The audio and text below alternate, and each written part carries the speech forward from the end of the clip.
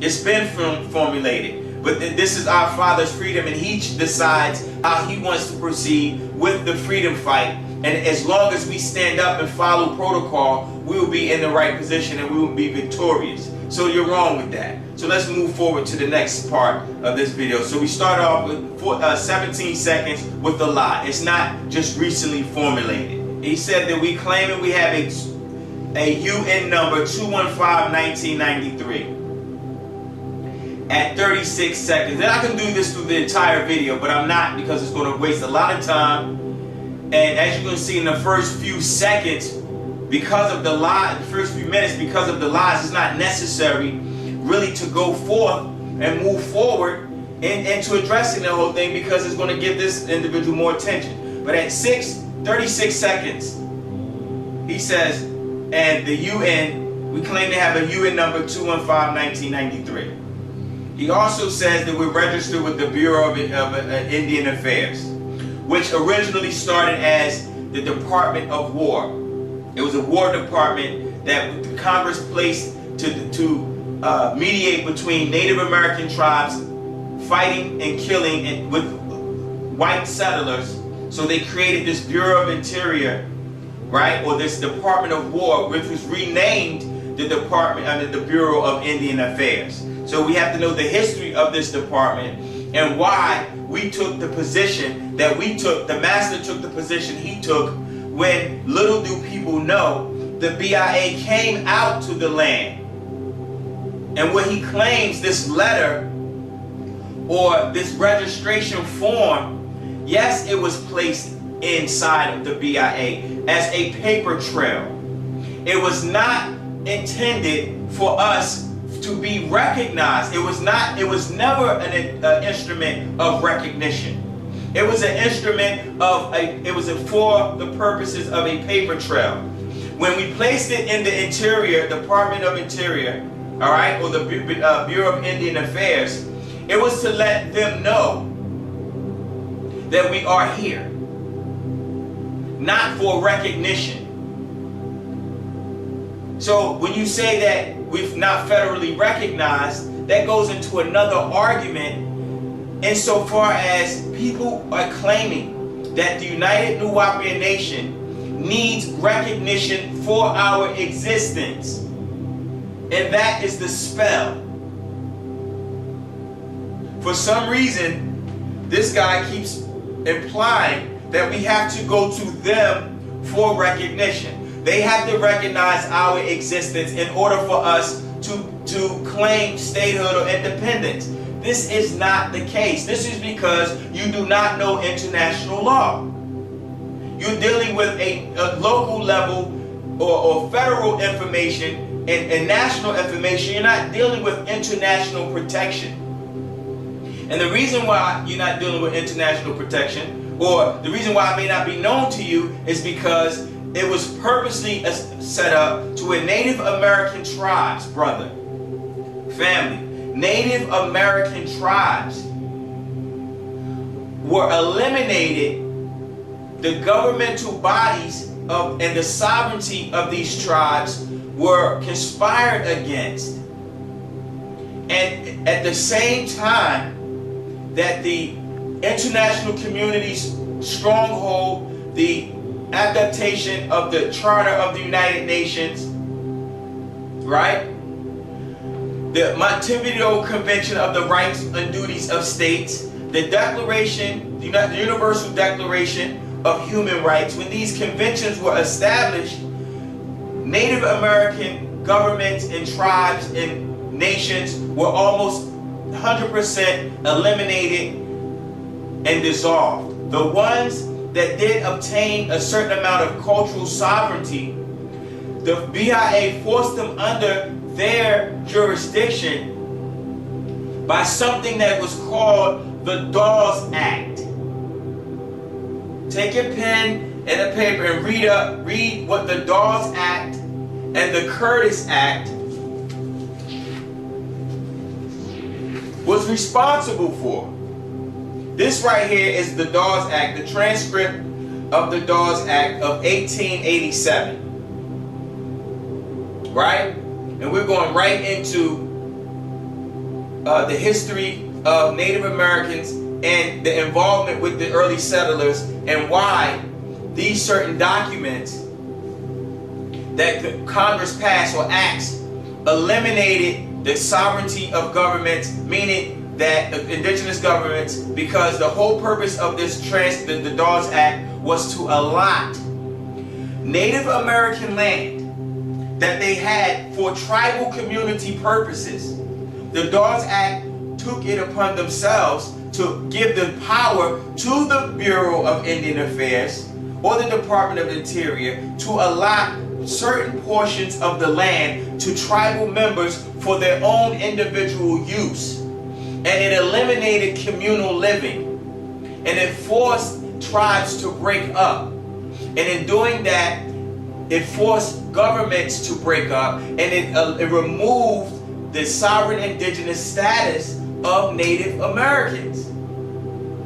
So by the time the international community started working and acknowledging statehood, like the Montevideo Convention of the Rights and Duties of States acknowledged, there were no Native American indigenous tribes to come forth in the international community. One, because there was no outlet for them to have access to it, because they had no governments that at the time, because of the Curtis Act and the Dawes Act that was passed by Congress. So when you talk about the BIA and you talking about the federal recognition of the Yamasee, the original Cherokee, the Wichita, our recognition does not start with the BIA. Whoever is making this video is falsely informing people. You do not have to have federal recognition, especially in our case, because one, the Yamasee existed before the BIA. And we had a war with the United States before the United States even was established as the United States. We had a war with them in 1715 and through 1718, and it's documented. That is recognition. They know who we are. What you're calling recognition, definition, and what they consider recognition from the words of the BIA is privileges. That's what they're saying. They're saying if we recognize you, we will give you certain privileges that will allow you to have reservations, and the BIA will give these Native Americans a certain amount of authority. Give them authority. When they came to the land and tried to give us authority, our father, our president, said no. He did not want to be recognized, what you call recognition, by the BIA, because it would have pulled us up under their jurisdiction, up under their control. They would be able to come implement on our land what we could and could not do, what we can say and what we cannot say, how we can be taxed, what type of buildings we can put on our land, the type of casinos, and as long as they got a cut out of it, that was a part of being federally recognized. Our Father knows what He's doing. He said He's not going to put us under their jurisdiction so they can claim and take anything at any time. If that's what you call recognition, no, we never wanted that recognition, because we don't have to be recognized by them. They came after us. Okay? So when you claim to do nation to nation, as you say in this video, right, at 0.47 seconds, claiming that we are registered with the BIA, with the address, we were never recognized by them by the definition of the word. But again, because of your ignorance and not doing enough research, you don't know that that is not a prerequisite for our existence. And it states it, if you want to look it up, which we did this before, but because maybe you didn't tune in, you didn't know, that Article 3 of the Montevideo Convention on the Rights and Duties of States. This act was signed on December 26, 1933, And it came into force the very next year. And it's the governments that's represented in the 7th International Conference of American States. Article 1. This particular convention, right, governs the duties and the rights of a state. What is a state in international law?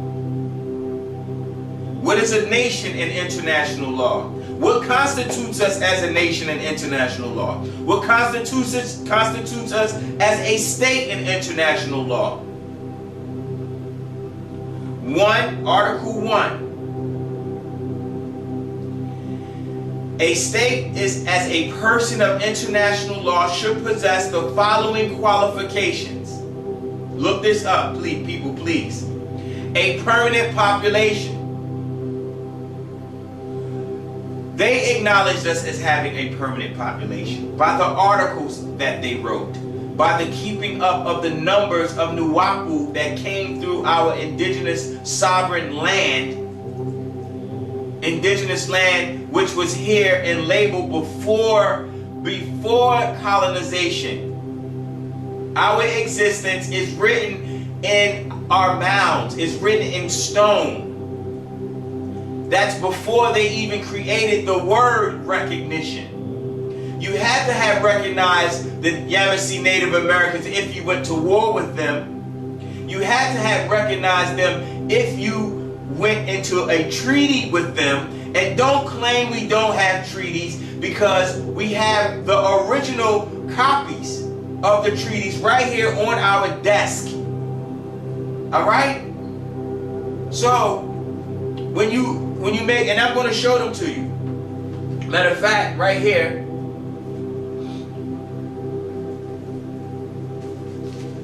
which we received from, this is a ribbon. If you look here, it's going to be on the screen because it's going to be edited, but for those that are on a radio station, they don't see it right now.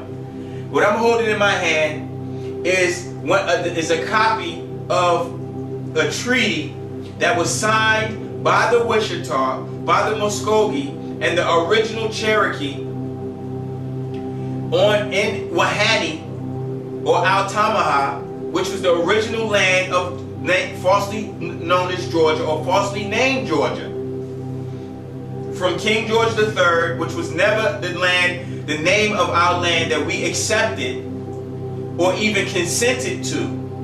Okay, so it was illegally named after James Oglethorpe received a charter from England under the pretense that he was going to make this state a state for prisoners, or the worthy poor, as they called them. All right? When you see this, it says Indian Treaty number 2, treaty with the 5 nations, ratified in July 19, 1701, September 14, 1726. So this is before the United States even declared their independence in 1776. All right? So we were here before that. So this one document proves that recognition is established in this document, because you can't sign a document or treaty with a nation that you don't recognize. So cut the crap with this video recognition. That's you trying to pull us up under the Caucasian again by asking the master if we're not recognized. They don't recognize you, so we don't recognize you. You sound like a slave. You sound like someone that goes to a freeborn sovereign individual. And I'm not talking about sovereign citizens. That will also be addressed, because we're not sovereign citizens, we're sovereign nationals. Because we are nationals, we have a nationality as Nuwaupu. We're not citizens of the United States. So when you try to tie us into some militia group and a few 5 or 6 Caucasians who claim to be sovereign citizens, and then you try to tie a whole indigenous nation of Native Americans who went into treaties with the United States, and they have recognized us by the fact that we recorded as one of the most brutal fights and wars because of our resistance to assimilation, It's totally different from some one or two individuals who claim sovereignty and they don't have a constitutionally seated president. They don't have recognition in the international community. All right? So this is just a portion of debunking this video, and I'm not even done because we're only on 47 seconds of it. All right, and we didn't even get to the other 37 minutes, which we're not, because all of it is redundant and it's the same crap you're reiterating, trying to sound like you know what you're talking about, and you don't. All right, so this treaty right here is one establishes recognition, because that's such an important word to people. We're not recognized. They always want to be recognized and acknowledged by the Caucasian, and that pisses me off personally, just personally. You know what I mean? Because as a man, as a Nuwaupian man, in order for us to properly liberate ourselves and get from up under him, we have to live up for and think by each other and think as free-willed sovereign individuals who are part of a sovereign nation. And not only are we just sovereign as a people, we have cultural sovereignty. Cultural sovereignty is a common group of people who have acknowledged, they have common goals, they have a common language, and they come from a common origin, and thus their culture is the same. And that's another form of another right that we have in the international community, and it's backed up by another convention that we will read to show you, as culturally sovereign people, though we still have rights in the international community, and thus with the United States committed against us by forcing us off of our land, forcing our children to assimilate, we're not just protected by the rights of indigenous people, because he mentioned that as well. But I don't want to get too far off the point. I'm going to address point by point. All right, so now we have this treaty, which we went to Washington last week to get. We went to the National Archives. We went to the vault, and they copied it on blue paper and officially stamped it, so when we present this document, you won't say, oh, Deuce Why York just made it up. For some reason, y'all giving me all of these supernatural abilities. I'm able to create documents. I'm able to go to Switzerland and speak on the behalf of our nation, yet in the same turn, you say I'm a criminal.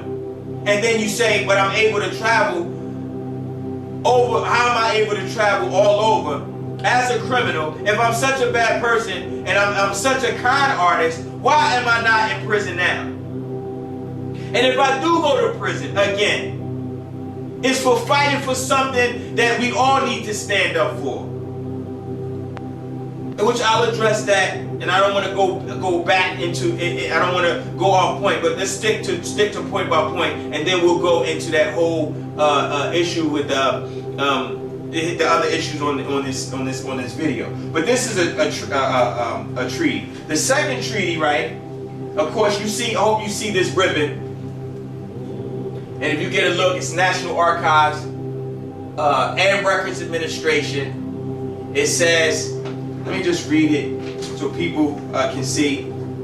First of all, the first page of the document, it says, first of all, it's paid for. It was shipped from the U.S. National Archives and Records Administration. There's two treaties that I'm speaking of specifically. This one is the Ratified Indian Treaty 191, and this is the one at Camp Holmes, Seneca, Quapaw, Camp Holmes, August 24th. Look it up, please look it up, and you'll see August 24th, 1835. It's 10 pages long, and it's a peace treaty between the Wichita, the Cherokee, Muskogee, the Choctaw, the Osage, the Seneca, and the Guapo. But we are in there as Wichita. All right. So this is just a solid point for recognition in reference to us being so-called recognized, because some people feel as though that's and it's not the case. So get it out of our heads, family. That's not the case. We do not have to be federally recognized in order for us to be claimed, in order for us to go into business or to do with nation-to-nation governmental business. Because we made our claim under the rights and duties of states. which I didn't get to Article 3.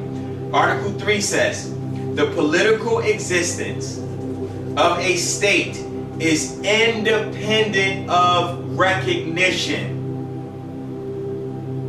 This is the right of a state. We are a state. We've always been a state. Why? Because the qualifications for statehood, don't believe nothing. I'm not the one that wrote this. This is their words. A permanent population which we have. That's the purpose of the ledgers. The ledgers is not solely, of course not. No one has ever said. Someone put that on Facebook as well. And I mean, no one has ever said that the ledgers in totality will free him.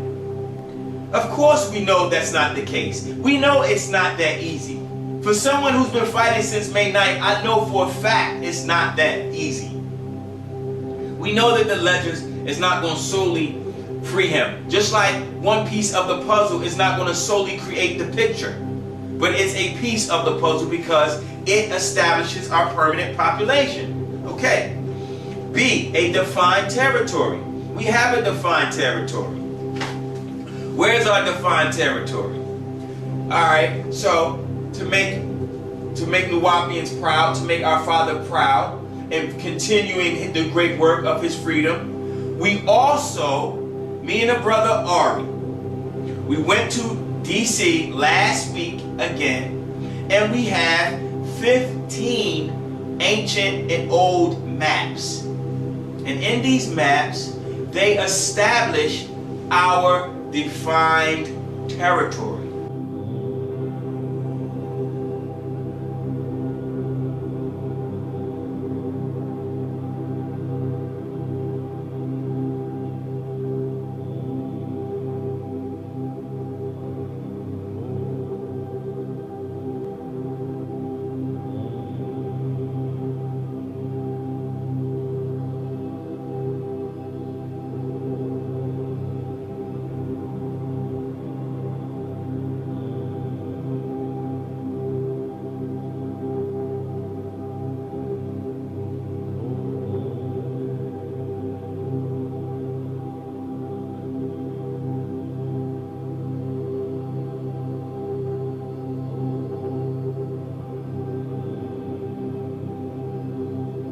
These are a portion of the maps, family. What I'm holding in my hand this is called work.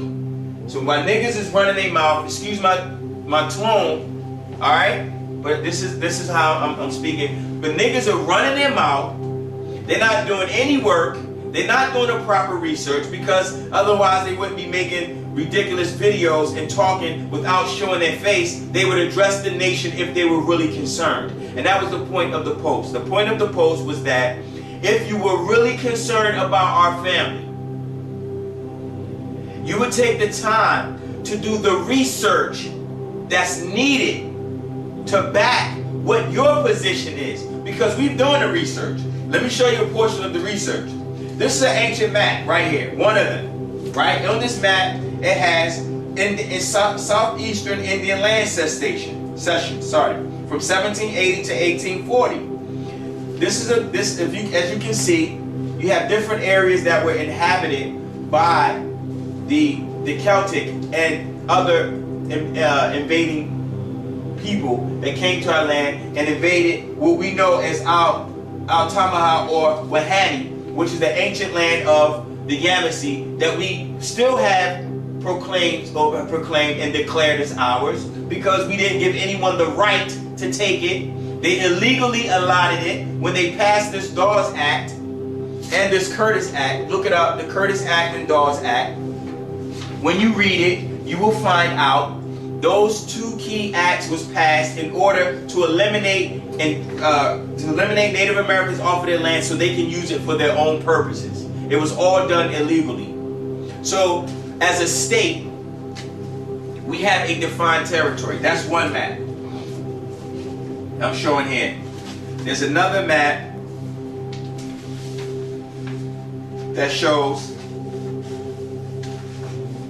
pardon me, that shows Georgia Indians in Cherokee country. It says it on the front. Cherokee country, this is all Native American land and Creek land. The Yamasee is in there. All right? Second map, and this is a map from 1732 to 1755. And it gives you the river known as, the river right here, Altamaha River, right? And this river stems from the Savannah River all the way up into Middle District of Georgia, right near Rock Eagle Mound, right near Rock Hawk Mound, right near the indigenous Yamasee land that our father reclaimed and acquired, and we acquired as indigenous people to rebuild and retain our sovereignty, rebuild our culture, and practice and continue speaking our language in our own way as we see fit, which is protected by the Montevideo Convention on the Rights and Duties of States. All right?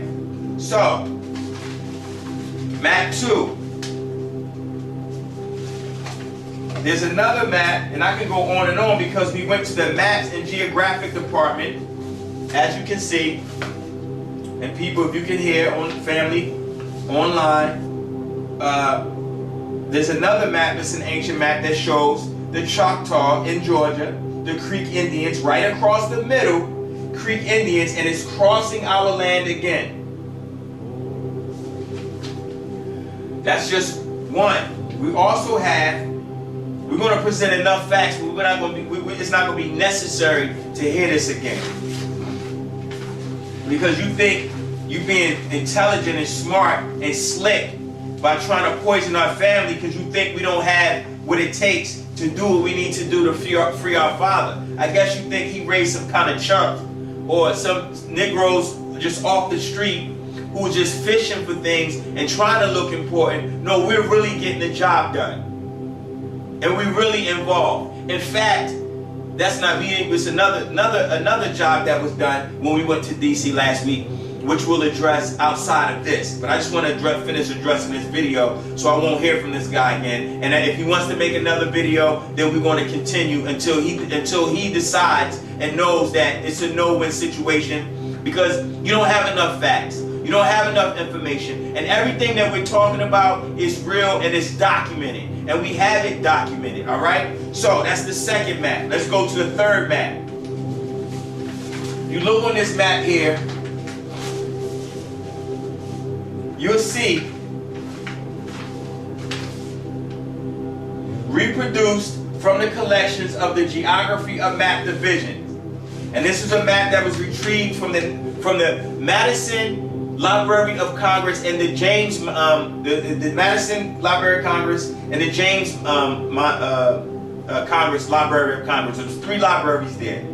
And we went there after we went from the National Archives. Me and the brother, we was in DC for a week. And this is what was done. Work being done for Pamazal, not trying to decipher and debunk what we're doing, because it's not going to happen. And you're not going to get away with this. All right? So, Cherokee map here again. So you have another map. This is defining our territory, all right? So I can go on to about 3 or 4 or 5 maps, and I will. I can show you another map here. This map is the state of Georgia, and it's a map from, let me see if the date is on here. It should have the date. No, it doesn't have the date. But it's an older map. We have South Carolina. You have where the Seminoles settled, right here at the bottom. And again, you have the Creek Nations up here in this area. And it states it on this map. Another United States map, which we also retrieved, right here across Georgia, it says Yamasee, Creek Nation, right here. Look at the map if you can see it up close, or it's going to be right on the screen. The Cherokee Yamasee and the Creek Nations across Georgia. Defined territory. All right? That's a defined territory. And I have a lot of beautiful maps, family. A lot of beautiful maps, and you're going to be really happy once these go up and you see visually, because we know we love facts. And I love doing this. This guy pulled us out, pulled it out of us. Not that we wanted to address it in this manner. You know, we still working, but we have to take time out to express to the family, and it's an honor to do it, and it's an honor to address these liars. All right. So this Creek Indian land again. So this is another map. As you can see, it says General Atlas map, Boston, 1805. This is about 30 years after the Declaration of Independence was written and borrowed by the native tribes, borrowed by the United States in their Declaration against Declaration of Independence against Britain. All right, but this was a map that establishes who we were, where we were, and what lands we owned.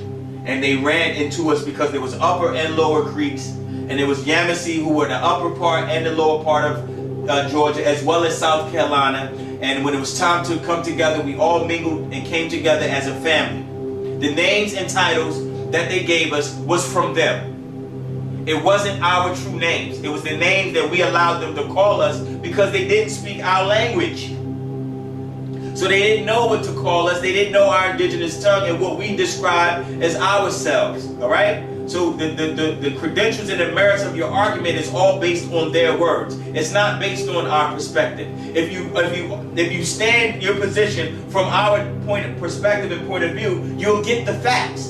But because you present arguments from their side, you're limited in your argument because you keep going to the BIA, and the BIA didn't come into existence until the 1800s.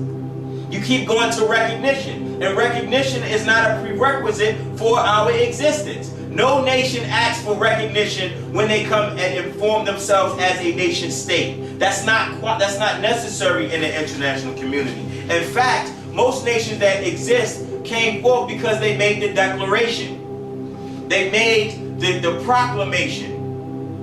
And the same thing happened with the United States when they fought for their independence.